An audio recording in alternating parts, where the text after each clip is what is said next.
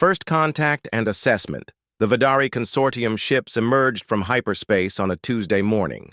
6 massive vessels, each the size of a small city, arranged themselves in geosynchronous orbit around Earth. Their hulls gleamed like polished obsidian against the backdrop of stars, radiating power and technological superiority. Admiral Corazon stood on the command deck of the flagship Inevitable Ascent, his 4 eyes scanning the holographic displays showing the blue-green planet below. His scaled skin shimmered under the ambient lighting as he folded 2 of his 4 arms behind his back in a gesture of contemplation. Primitive but resource-rich, he noted to his second-in-command, Commander Vex. Atmosphere comparable to 17 other worlds we've successfully assimilated into the consortium. Their technology? Vex asked, her voice melodious despite the clinical nature of her question. Corazon gestured at the display with a clawed hand. Early space exploration, rudimentary digital networks, no unified planetary government, limited defensive capabilities. His mouth formed what passed for a smile among the Vidari. The ideal candidate for assimilation. On Earth, the appearance of the alien vessels triggered the expected chaos. Stock markets crashed. Religious leaders proclaimed both salvation and damnation. Military forces worldwide went to high alert. Social media exploded with conspiracy theories, memes, and genuine terror. In Washington, D.C., Dr. Elena Reyes stood in the hastily assembled Joint Extraterrestrial Response Center, her dark eyes fixed on the satellite imagery of the alien vessels. As the foremost xenolinguist at NASA, she had spent her career preparing for this moment. Now that it had arrived, she felt strangely calm. "They've made no aggressive moves," General Williams said, his voice tense despite his attempt at control. "But they've positioned themselves over major population centers.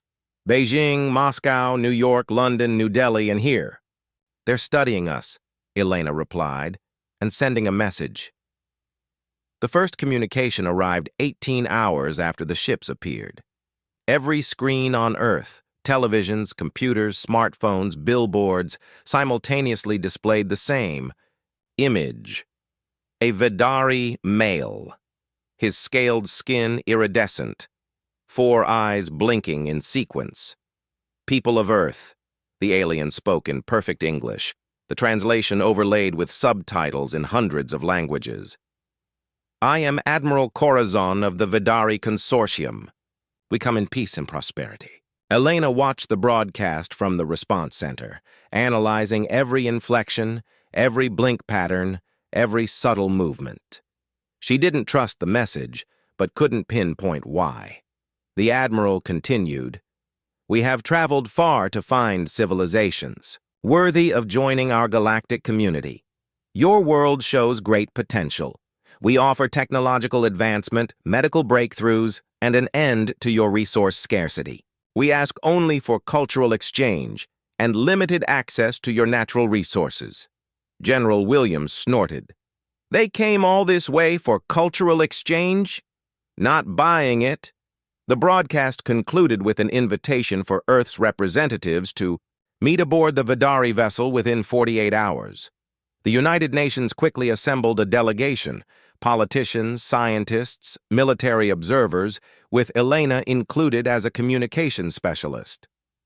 The shuttle ride to the Inevitable Ascent was silent, each delegate lost in their thoughts about humanity's first extraterrestrial encounter. Elena studied her fellow passengers. The UN Secretary-General, representatives from major world powers, and a handful of specialists like herself. The political maneuvering had begun before they even left Earth, with nations vying for favored positions with the aliens. The Vidari reception was calculated to impress. The docking bay was cavernous, pristinely maintained, with technology that seemed magical to human eyes. Gravity adjusters, atmospheric compensators, and bioluminescent lighting created an environment comfortable for humans, despite the Vidari's different biological needs. Admiral Corazon greeted them personally, flanked by officers and what appeared to be scientific specialists. "Welcome," he said, bowing slightly. "This is a historic moment for both our species." The following days brought a whirlwind of diplomacy, technology demonstrations, and cultural exchanges. The Vidari appeared generous, offering medical technology that could potentially cure cancer, engineering knowledge to solve Earth's energy crisis, and agricultural techniques to end hunger. But Elena noticed discrepancies. The Vidari were careful about what technology they shared.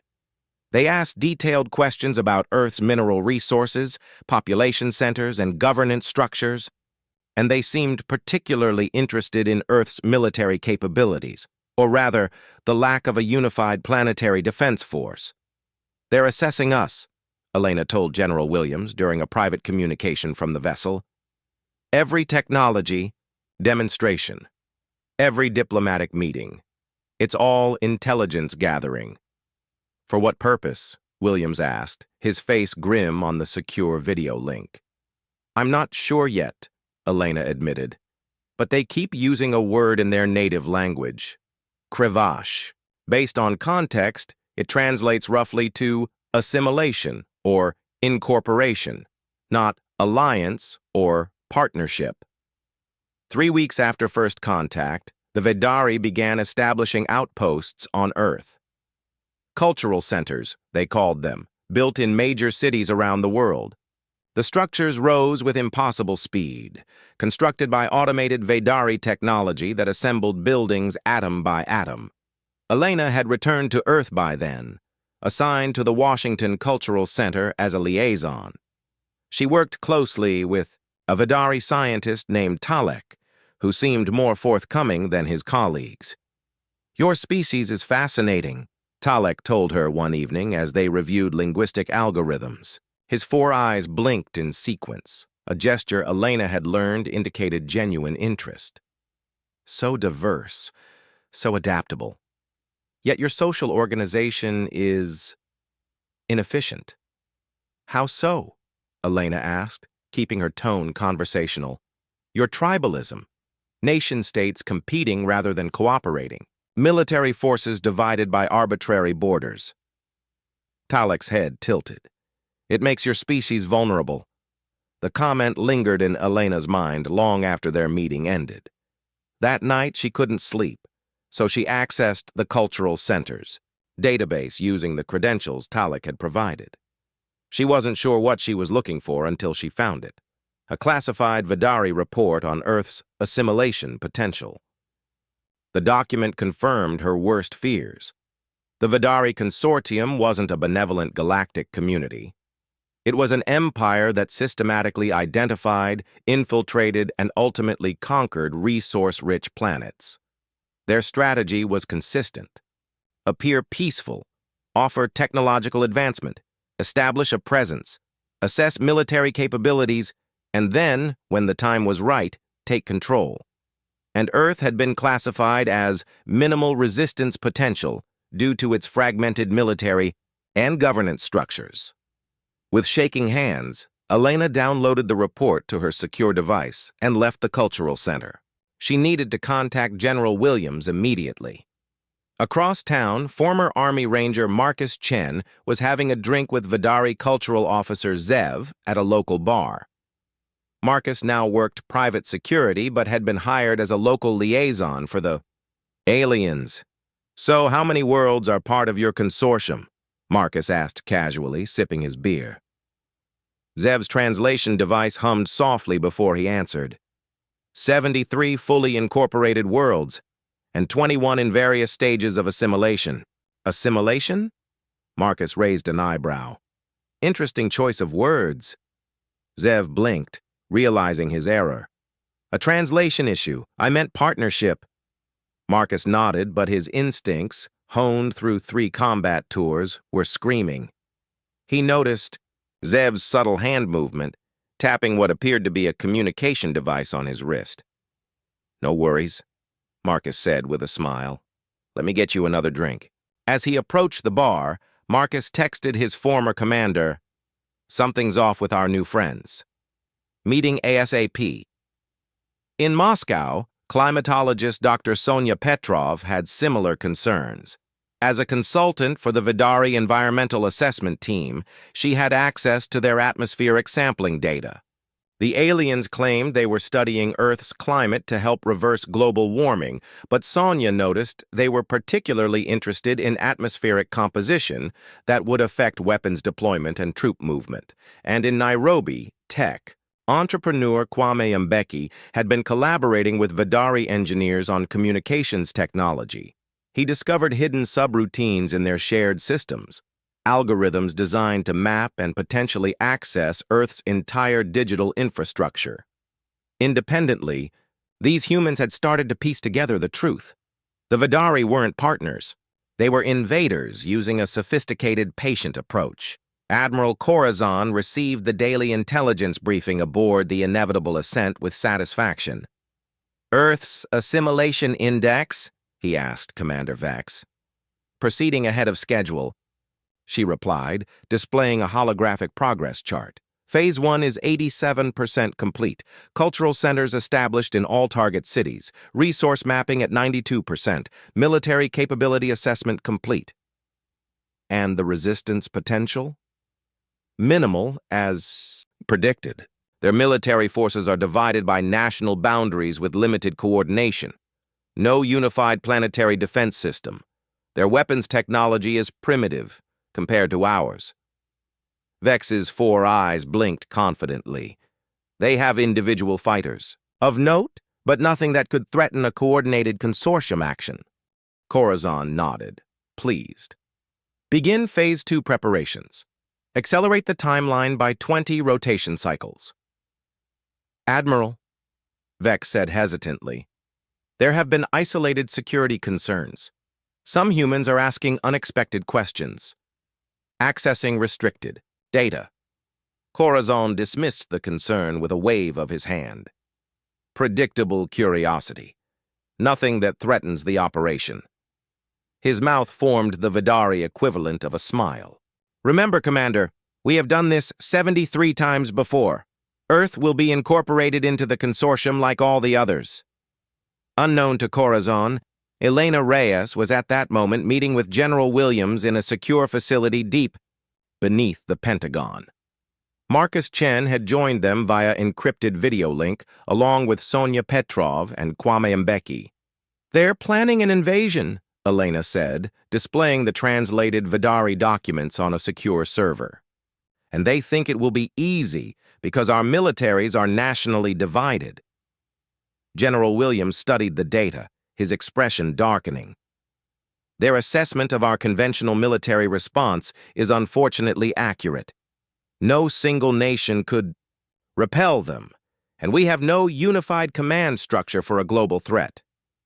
But they're missing something fundamental about humans, Marcus interjected. Something I don't think they understand. What's that? Sonia asked. Marcus leaned forward, his eyes intense. We don't need a unified military to fight. In orbit, the Vidari continued their preparations, confident in their assessment of Earth's minimal resistance potential. They had conquered worlds with more advanced technology and more unified military forces. Earth would be simple, a routine, assimilation for the ever-expanding consortium. They had no idea how wrong they were. The Empire's mistake Admiral Corazon stood before the assembled Vidari command staff, his forearms positioned in the formal stance of authority.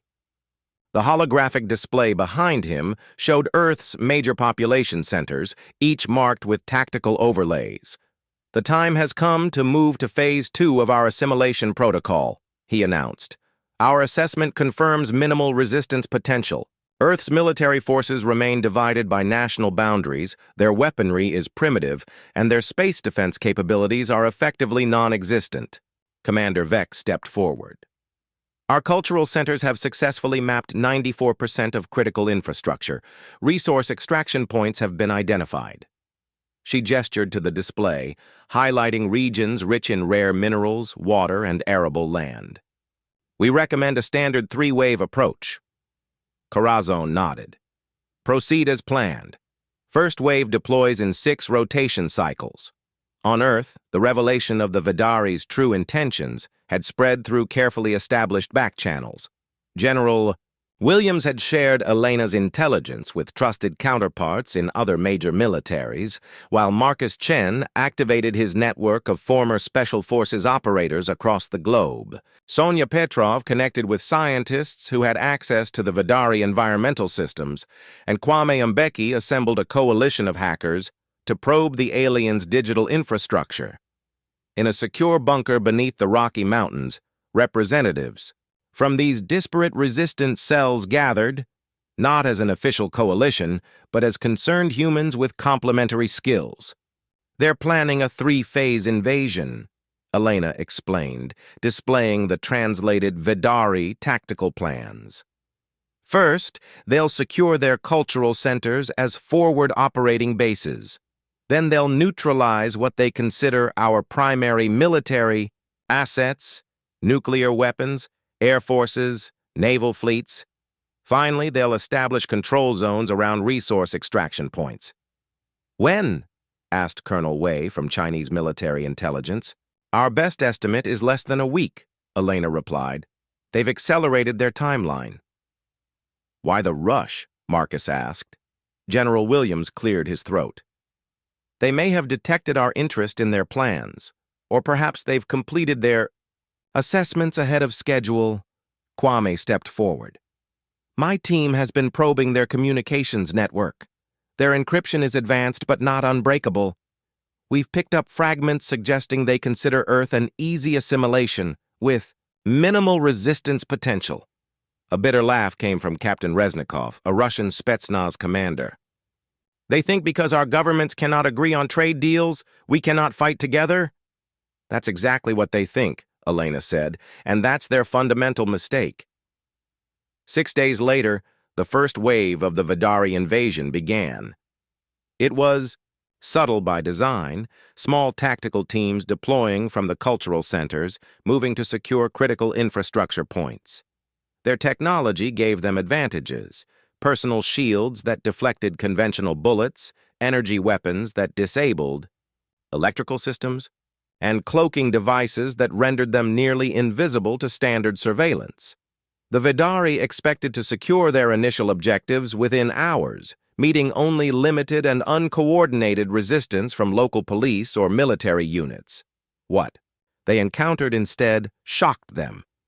In New York, a Vidari team attempting to secure the power grid found themselves under attack not from police or National Guard, but from city electrical workers armed with repurposed equipment that disrupted the aliens' shield technology, modifications developed by engineers who had studied the Vidari systems at the cultural centers.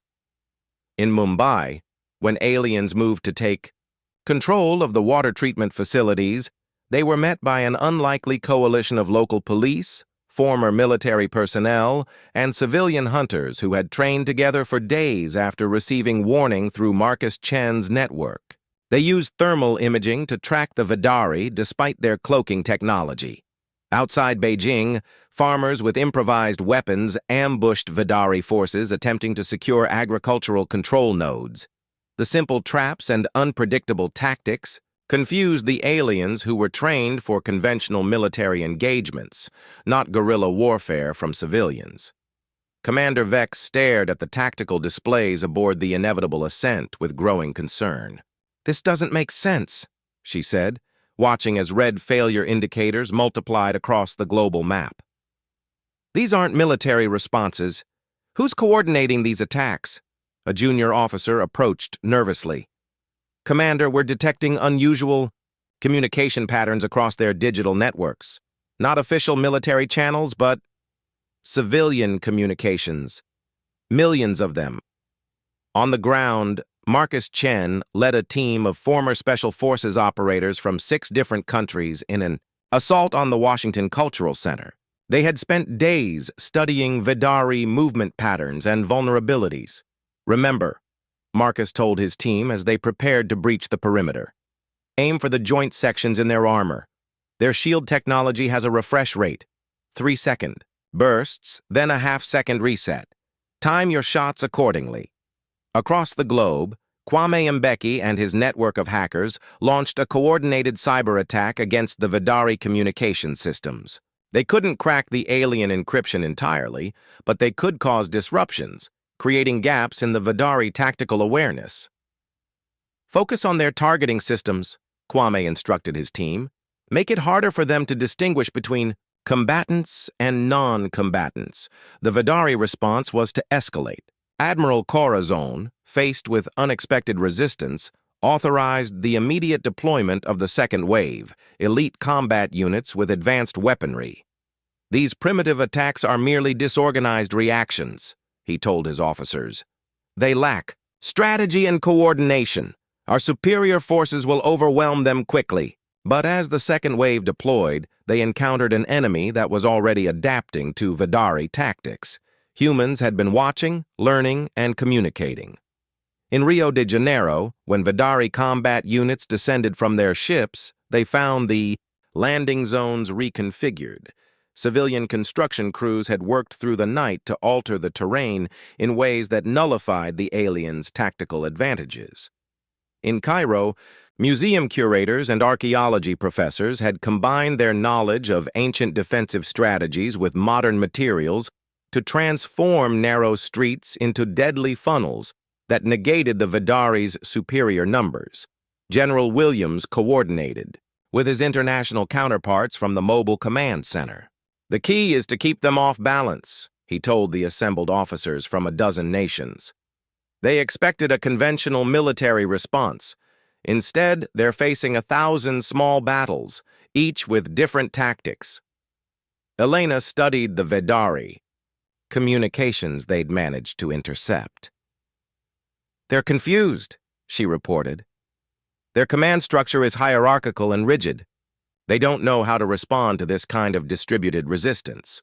In orbit, Admiral Corazon faced the first real crisis of his command. How is this possible? He demanded, staring at the holographic display showing failed objectives across Earth's surface. Their military forces are fractured. Their technology is primitive. Commander Vex hesitated before responding. Sir, we're not fighting their military forces. At least not just their military forces. We're fighting everyone. Explain, Corazon said, his voice dangerously calm. Our intelligence assessed Earth's military capabilities correctly, Vex said, displaying the data. What we failed to account for was their civilian population's capacity for resistance. She showed footage from around the world, ordinary humans, using improvised weapons, adapting tactics, working in small groups without central command.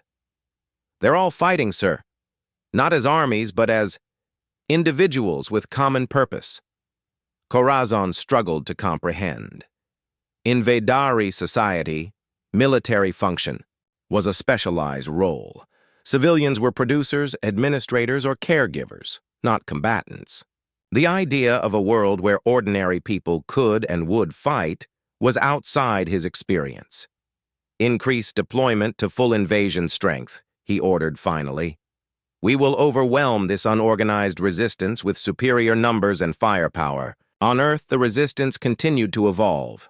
Sonia Petrov and her team of scientists discovered that the Vidari atmospheric sensors could be fooled by simple chemical compounds. They distributed the formula through agricultural networks, and soon farmers across the globe were spraying modified fertilizers that created false readings on Vidari scanners. Kwame's hackers made a breakthrough, managing to intercept and decrypt portions of the Vidari tactical communications. They're calling for reinforcements, he told the resistance leadership. Full invasion force. They're escalating dramatically. Elena processed this information with growing concern. They've completely misunderstood what they're facing. Instead of recognizing their fundamental error, they're doubling down. General Williams nodded grimly. That tracks with their psychology, based on what we've observed. Hierarchy, order, specialization. The idea that they could have gotten their basic assessment wrong doesn't compute, so they assume the solution is more of the same approach. Marcus returned from a successful raid on a Vidari forward base, bringing with him captured technology and data. My team connected with resistance cells in 12 countries today, he reported. People are sharing tactics, information, vulnerabilities. I've got former Australian special forces working with Japanese civilian hunting clubs, Indian tech workers, coordinating with Brazilian police. It's like nothing I've ever seen. The general studied the global situation map. The Vidari still held significant advantages in technology and firepower, but their operations were being disrupted everywhere by unpredictable, adaptive resistance. They expected to fight armies, he said quietly. Instead, they're fighting humanity. The third wave of the Vidari invasion began 3 days later. Massive ships descended from orbit, deploying thousands of combat units and heavy weapons platforms. They targeted major population centers, seeking to crush resistance through overwhelming force. In London, Vidari troops marched down the Thames embankment, their formation perfect, their weapons charged. They expected to secure the government district within hours. Instead, they found the entire area had been transformed. Civilians had worked alongside military engineers to create a defensive zone unlike anything in conventional warfare. A hybrid of ancient barricades and modern technology designed specifically to counter Vidari advantages. The battle raged for hours, with the aliens slowly pushing forward through sheer numbers and firepower. But every meter cost them casualties they hadn't anticipated. Similar scenes played out across the globe. In Tokyo, elderly martial arts masters fought alongside teenagers. In Nairobi, wildlife conservationists used their tracking skills to hunt Vidari scouts. In Sao Paulo, street gangs formed temporary alliances with police to defend their neighborhoods. Aboard the inevitable ascent, Admiral Corazon received increasingly desperate reports from his ground commanders. "The humans are everywhere," one Vidari officer transmitted before his signal was lost. "They have no formation, no central command we can target. They fight as individuals yet somehow coordinate their actions." Commander Vex compiled the casualty reports with growing alarm. "Sir, we've lost 22% of our deployed forces in the first day of the third wave. These losses are unprecedented in consortium history." Corazon stared at the data, his 4 eyes blinking rapidly in distress. How? How is this primitive world causing such losses to our superior forces?" Vex hesitated before answering. "Sir, I believe our fundamental assessment of human society was flawed. In Vidari culture, function determines capability. A civilian cannot perform military functions. But humans..." She displayed footage from around the world showing ordinary people fighting with extraordinary determination. "Humans don't specialize the way we do. Their civilians can fight. Many have military training but don't serve in formal military structures.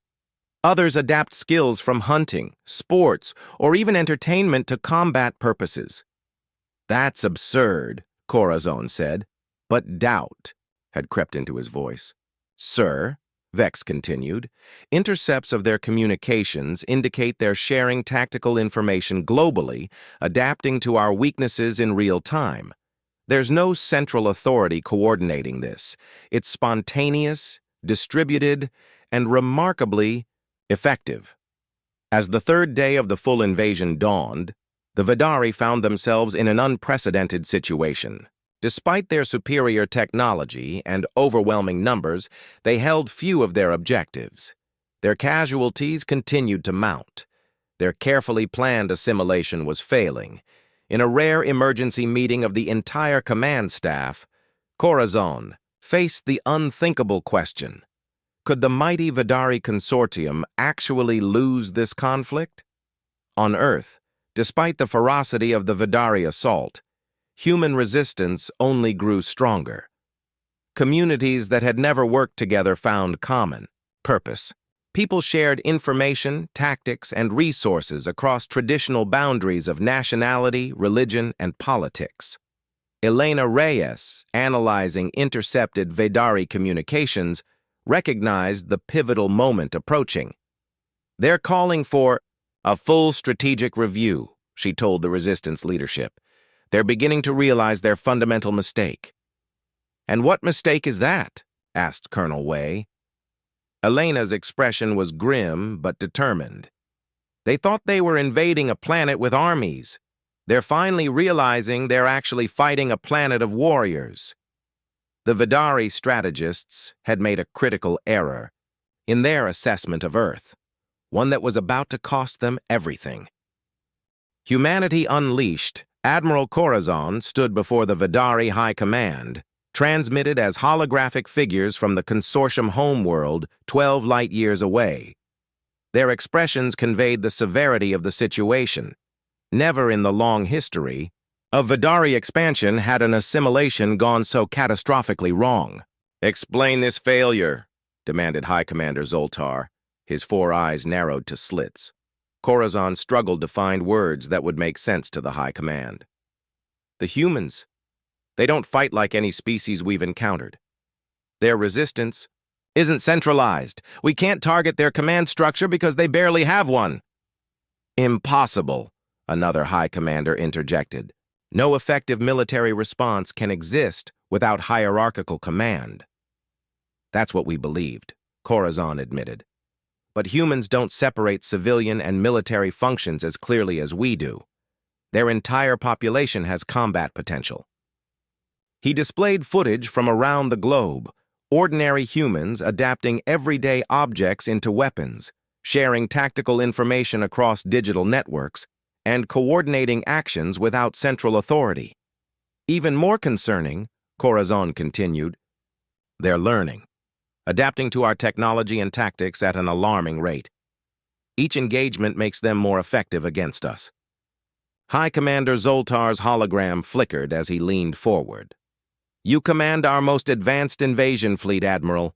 Use it. Full orbital bombardment of major population centers.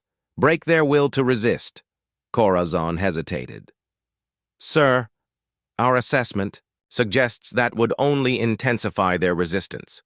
These humans, they don't surrender when facing superior force. They innovate." "You have your orders, Admiral," Zoltar said coldly. "Implement decisive action or be replaced." As the transmission ended, Commander Vex approached cautiously. "Admiral, there's something else you should see." She displayed new intelligence gathered from Earth's digital networks. Humans weren't just fighting the Vidari, they were studying them. Scientists analyzed captured technology. Engineers reverse-engineered Vidari weapons. Linguists decoded more of their language. And all this information was being shared globally, without regard for national boundaries or traditional rivalries. "They're unifying," Vex said quietly. "Not under a government or military command, but through shared purpose." Corazon stared at the data, a terrible realization dawning. "We didn't start a war," he said. "We started an evolution. On Earth, the resistance had transformed from desperate defense to coordinated counterattack. Elena Reyes had established a global translation network that interpreted intercepted Vidari communications in real time. Marcus Chen's coalition of former military operators had grown into an advisory network training civilian resistance cells across 6 continents. Sonia, Petrov led teams developing countermeasures to Vidari environmental weapons. And Kwame Mbeki's hackers had penetrated deeper into the alien systems, gaining unprecedented insight into their technology and tactics. In the mobile command center, now relocated to a hardened facility in the Austrian Alps, General Williams met with resistance leaders both in person and via secure communication. "They're preparing something big," he announced, displaying the latest intelligence. "Orbital movement suggests they're repositioning for major strikes on population centers." "Bombardment?" Colonel Way asked. "Likely," Elena confirmed. "We've intercepted communications referring to decisive action and breaking resistance. This indicates a shift from assimilation to punishment." "They still don't understand us," Marcus said grimly. Kwame entered the room, his expression a mix of exhaustion and excitement. "We've done it," he announced. "The back door into their targeting systems is established. We can't control them, but we can introduce subtle errors, enough to degrade precision by 30–40%. Sonia added, "My team has finished the atmospheric countermeasures. We can create regional distortion fields that will further reduce their targeting effectiveness." General Williams nodded. "Good work.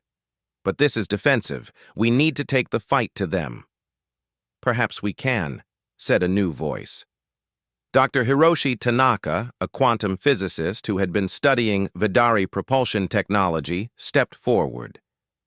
"Their ships maintain position through a synchronized gravitational field. If we could disrupt that synchronization, they would lose orbital stability," Elena finished, immediately grasping the implication. "Exactly," Tanaka confirmed. "Not enough to destroy them, but potentially enough to force them out of optimal bombardment position and create tactical opportunities." "What would you need?" Williams asked. Tanaka shared a look with Kwame. "Access to multiple major radio telescope arrays simultaneously, and every quantum computer we can network together." "Done," Williams said without hesitation. As preparations for the countermeasure began, Marcus raised a critical question. Even if we disrupt their bombardment, they still have thousands of ground troops and superior firepower. We need to change the fundamental equation. Elena had been unusually quiet, studying the Vidari cultural and psychological data she'd amassed. "Perhaps," she said carefully, "there's another approach. The Vidari's greatest strength is also their greatest weakness, their hierarchical, specialized society." "Explain," Williams prompted. "They literally cannot conceive of warfare without central command," Elena continued. "It's not just tactical doctrine, it's embedded in their psychology. When faced with our distributed resistance, they've responded by becoming more centralized, more rigid." "So we target their command structure?" Colonel Wei suggested. "No," Elena said. "We make them face the truth they can't accept, that their entire understanding of combat, of society, of how intelligent beings organize themselves, is just one possibility among many, and not the most effective one against us." "Psychological warfare," Marcus realized.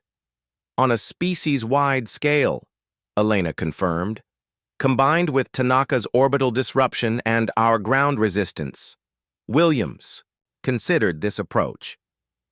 "How would we implement this?" "We need to get aboard the flagship," Elena said simply. The plan came together over the next 12 hours, a coordinated effort unlike anything in human military history. Not because of its scale or technology, but because of how it was created. Scientists, soldiers, civilians, hackers, and analysts from dozens of countries working without formal hierarchy, contributing based on their unique skills and knowledge. While Tanaka and Kwame prepared the orbital disruption system, Marcus assembled a strike team with a singular purpose: get Elena aboard the inevitable ascent. The team included former Special Forces operators from 8 countries, civilian pilots with experience in experimental aircraft, and engineers who had studied Vidari shield technology. Their insertion vehicle was a hybrid of human and reverse-engineered Vidari technology, a modified high-altitude aircraft equipped with partial cloaking capabilities and shield harmonizers designed to penetrate the flagship's defensive perimeter. As these preparations continued, the Vidari began their bombardment. The first energy. Strikes hit major cities: New York, Shanghai, Moscow, London. But the combined effect of Kwame's targeting disruption and Sonia's atmospheric countermeasures reduced their effectiveness. Buildings were damaged, but the precision strikes the Vidari had planned became scattered, less lethal assaults. The human response was immediate and unified. Emergency services that had prepared for this moment implemented evacuation protocols. Civilian defense units deployed countermeasures, and across the globe, resistance forces launched coordinated attacks on Vidari ground positions, preventing them from capitalizing on the bombardment. Aboard the inevitable ascent, Admiral Corazon, watched with growing frustration as his decisive strike failed to achieve its objectives. "Why are the weapons not hitting their targets?" he demanded. "Unknown interference in the targeting systems," an officer reported, "and unusual atmospheric conditions affecting beam coherence." Commander Vex studied the tactical displays with growing concern. "Sir, ground forces report coordinated attacks across all theaters. The humans are not retreating as expected. They're counterattacking." Before Corazon could respond, alarms blared throughout the flagship. "Multiple anomalies detected in the gravitational stabilization field," the systems officer reported, panic evident in his voice. "Across Earth, radio telescope arrays and quantum computing centers executed Tanaka's program simultaneously. The carefully calculated quantum interference pattern disrupted the synchronized gravitational fields that kept the Vidari ships in precise orbital positions. The massive vessels shuddered and began to drift, their precise formation collapsing. Not enough to cause catastrophic failures, but sufficient to disrupt their bombardment capabilities and create momentary gaps in their defensive shields. Through one such gap, Marcus Chen's insertion craft approached the inevitable ascent at tremendous speed. The hybrid vehicle, piloted by former NASA astronaut Sarah Johnson, maneuvered through the chaotic space around the flagship, exploiting the disruption in the Vidari defense grid. "Approaching insertion point," Sarah reported calmly, as if she weren't flying an experimental craft toward an alien warship. "Shields at maximum, cloaking stable but degrading under stress." In the rear compartment, Elena Reyes and Marcus Chen prepared with their team. They wore armor cobbled together from captured Vidari components and Earth materials, carrying weapons that represented the same hybrid approach, human ingenuity applied to alien technology. "Remember," Elena told the team, "our objective isn't destruction, it's revelation." The insertion craft slammed against the inevitable ascent's outer hull, magnetic grapples deploying to secure their position. Cutting equipment, designed based on captured Vidari tools, created an entry point through the flagship's outer skin. The strike team moved with practiced precision into the alien vessel. They had trained for this moment using virtual simulations, built from Elena's cultural data and architectural information gleaned from captured Vidari databases. Aboard the command deck, Admiral Corazon received reports of the breach with disbelief. "Humans? On my vessel? Impossible." "Confirmed intrusion, Deck 7, Section 12, a security officer reported. "They appear to be moving toward the central data core." "All available forces to intercept," Corazon ordered. "They cannot be allowed to access our systems." The Vidari response was exactly what Elena had predicted. Hierarchical, by the book, and therefore predictable. Security forces moved in standard formation through predetermined routes to intercept the human team. But Marcus's team didn't follow expected patterns. They split into 3 groups, each taking different routes through the ship. Some moved through maintenance conduits Vidari soldiers were too large to enter. Others used captured cloaking devices to bypass security checkpoints. The third team created diversions, drawing Vidari forces away from Elena's true objective. "They're spreading out," Commander Vex reported, puzzled. "Their movements don't follow any standard infiltration protocol." "Because they don't have protocols." Corazon realized, the terrible truth of humanity finally dawning on him. "They improvise." Elena, Marcus, and 2 specialists reached their target, a secondary control node connected to the ship's main communication array. While Marcus and the others secured the position, Elena connected a device Kwame had built to the Vidari systems. 40 seconds to uplink," she reported. "Then we need to hold this position for 3 minutes while the data transfers." "Understood," Marcus replied, positioning his team at key defensive points. "We'll buy you the time." Throughout the ship, the human strike teams continued their unpredictable movements, keeping the Vidari security forces disoriented and divided. When confrontations occurred, the humans didn't fight like any enemy the Vidari had encountered. They used hybrid tactics, combining Earth's martial arts with knowledge of Vidari physiology and weaknesses. On the command deck, Corazon watched the chaos unfold with growing horror. "What is their objective? Why attack in such small numbers?" "Unknown, sir," Vex admitted. "They can't hope to capture or destroy the vessel with such a limited force."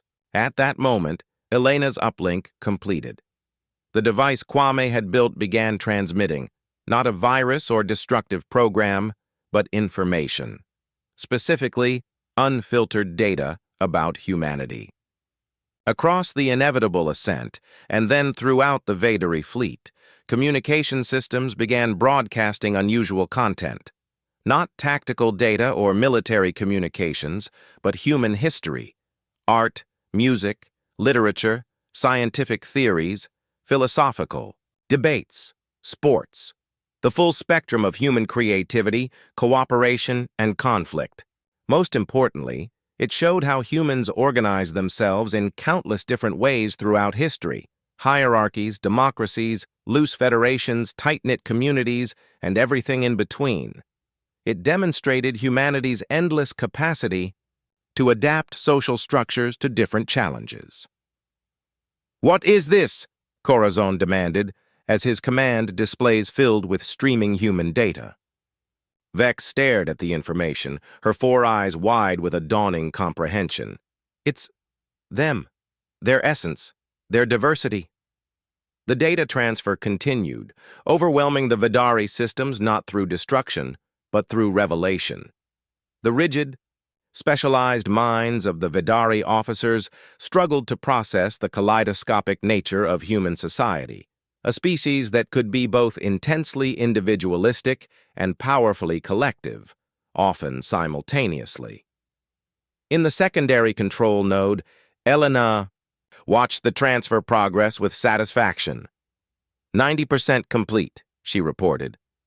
"The Vidari hierarchical communication system is doing exactly what we predicted, spreading our message throughout their entire fleet." Marcus nodded, fending off another security team attempting to breach their position. "Let's hope they're good listeners." On the command deck, Admiral Corazon made a decision unprecedented in Vidari military history. "Cease fire," he ordered. "All units, cease fire immediately." "Sir?" Vex questioned, shocked.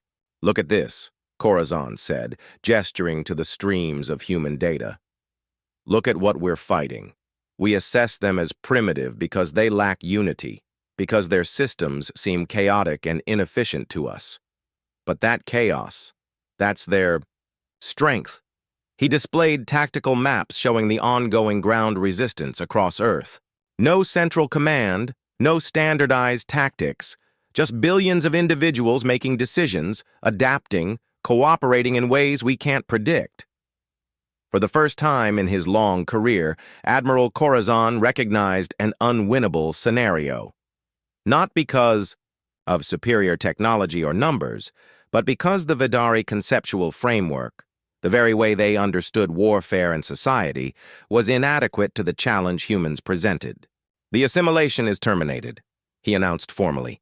"Prepare for withdrawal." Commander Vex hesitated only briefly before acknowledging the order. "Yes, Admiral."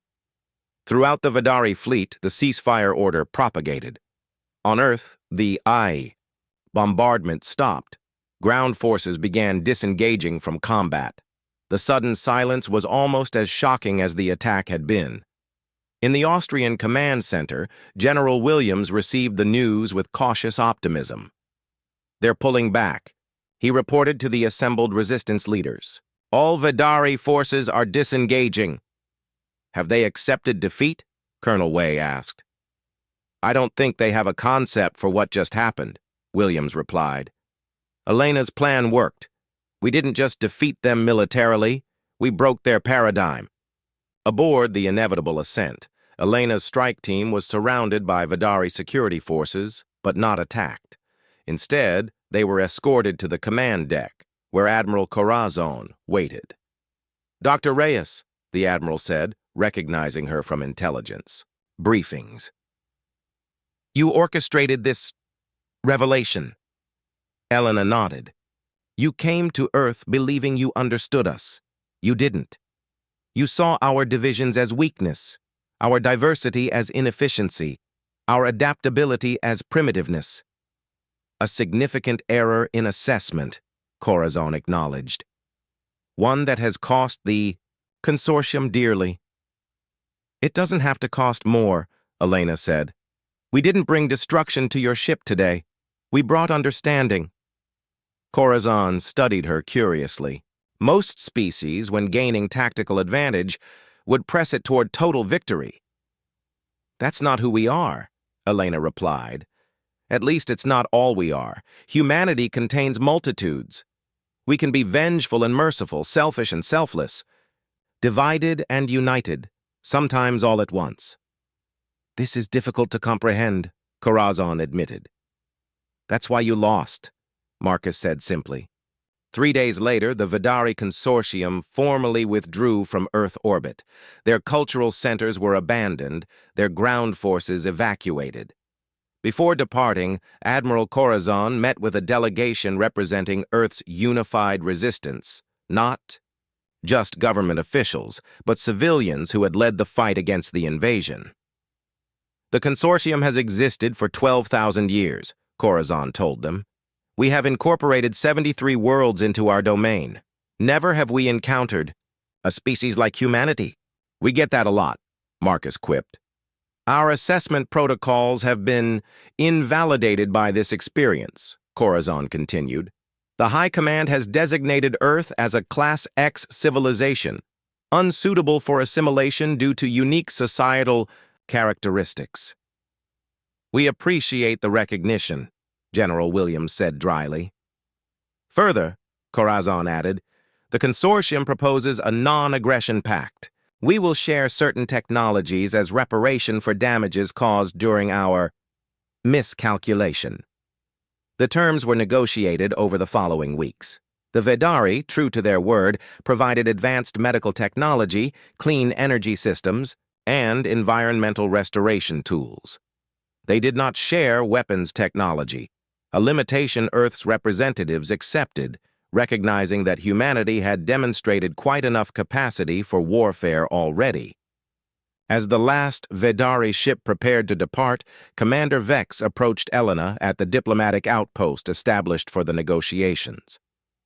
There is something I do not understand, Vex said. Your species possesses no unified government, no centralized military command, no standardized social structure. By all established metrics, you should be vulnerable, divided, weak. Yet when threatened, you exhibited a unity of purpose and adaptability beyond anything we have seen in our 12 millennia of exploration. Elena smiled. That's the paradox of humanity, Commander. Our greatest strength isn't in spite of our differences, it's because of them. We don't need to all think alike to work together. We don't need a rigid hierarchy to coordinate our actions. We just need a common purpose. The consortium will be studying your species for a very long time, Vex admitted. And we'll be watching the stars, Elena replied. Next time, perhaps we can meet as explorers rather than adversaries. As the Vidari fleet disappeared into the depths of space, humanity began the process of rebuilding. The invasion had caused significant damage to infrastructure and claimed many lives. But it had also revealed something profound about the human species. Nations that had been adversaries found common ground. Communities that had been divided united around shared goals. The global communication networks established during the resistance evolved into new forms of cooperation. Marcus Chen, standing atop a partially reconstructed skyscraper in New York, watched the sunset with Elena Reyes. Do you think they really learned? He asked. Or will they be back with a bigger fleet and a new strategy? Elena considered the question. I think Admiral Corazon learned. Whether the entire consortium can adapt to a new understanding of how intelligent life can organize itself, that remains to be seen. We'll be ready either way, Marcus said confidently. Yes, Elena agreed. Not because we have the biggest guns or the most advanced technology, But because when pushed to our limits, humans adapt. We innovate. We cooperate in ways no hierarchical species can predict or counter. In the vast records of the Vidari Consortium, Earth was now designated with a unique classification no other world had ever received. Approach with extreme caution. Indigenous population exhibits unprecedented societal adaptability and distributed combat capability. Standard assimilation protocols inapplicable. It was, perhaps, the highest compliment humanity had ever received from the stars. In his final report to the High Command, Admiral Corazon summarized the failed Earth assimilation with a statement that would be studied in Vidari military academies for generations to come. The humans did not defeat us because they were stronger or more advanced. They defeated us because they are fundamentally unpredictable within our paradigm of understanding. They do not require centralized authority to act with common purpose. They do not need standardized protocols to coordinate effectively. Their diversity, which we mistook for weakness, is in fact their greatest strength. In humans, we have encountered not just another species, but another way of being. The day we attacked Earth was the day we learned that our understanding of intelligent life was profoundly incomplete.